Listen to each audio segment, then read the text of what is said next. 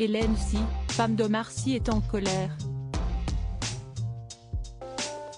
Elle a réagi à un gros sujet d'actualité, la disparition du sous-marin Titan dans l'océan Atlantique. Elle a donc pointé du doigt les moyens engagés pour retrouver les 5 passés avec un montage fort.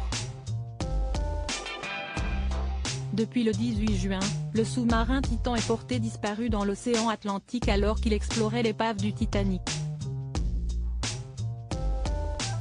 À son bord, des privilégiés comme le scientifique français Paul-Henri Nargeolet, qui avait été le directeur de l'une des premières missions de recherche sur l'épave du Titanic et qui avait été le premier à en remonter des objets.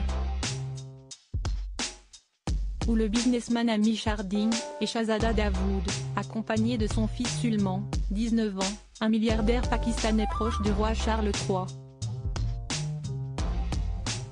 Et pour les retrouver, tout est mis en œuvre. Jeudi 22 juin, le robot sous-marin Victor 6000 a par exemple été téléopéré depuis le navire océanographique français Atalante, car il est le seul engin sur zone capable de plonger jusqu'à l'épave.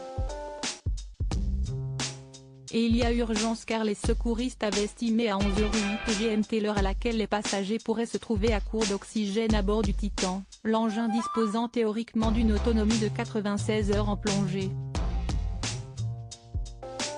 Alors que l'affaire fait la une des journaux, Hélène Sy, femme du célèbre acteur tant aimé Omar Sy, a poussé un coup de gueule en story de son compte Instagram.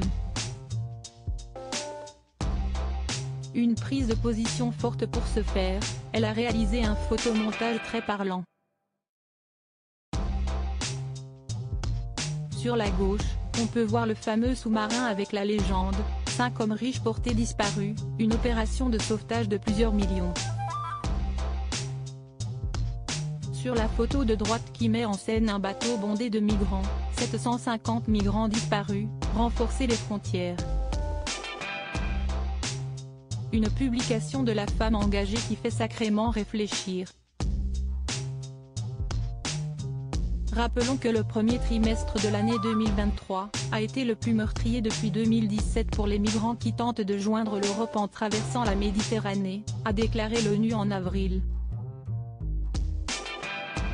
Il était fait état d'au moins 441 vies perdues. En plus des hommes nommés au début du texte, les autres passagers présents à bord du Titan sont Amish Harding, un homme d'affaires de 48 ans, père de 2 enfants qui détient plusieurs mentions dans le Guinness des records. Aventurier, il a fait partie d'une équipe qui a réalisé le tour de la Terre en avion le plus rapide au monde et a aussi effectué une plongée record à 4600 mètres dans la fosse des Mariannes, la partie la plus profonde de l'océan. Il a déboursé près de 230 000 € pour monter à bord du Titan.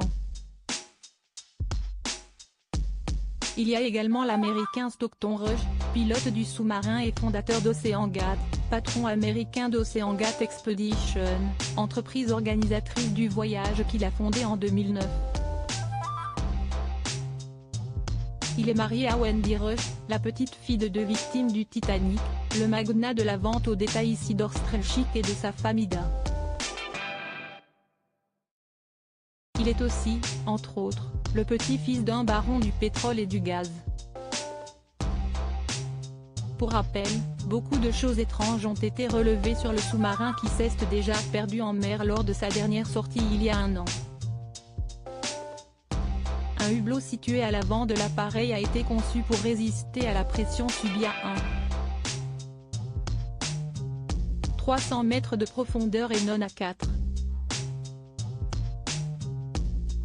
000 m. Des spécialistes ont aussi révélé que le système de guidage se faisait par Wi-Fi et SMS. Aussi, dans Quotidien, précision avait été faite que l'engin ne pouvait être ouvert que de l'extérieur. Même s'il remontait à la surface, il faudrait qu'une personne soit là pour les libérer. Sachant que la zone de recherche en surface s'étend sur 20 000 km², les espoirs donc faibles.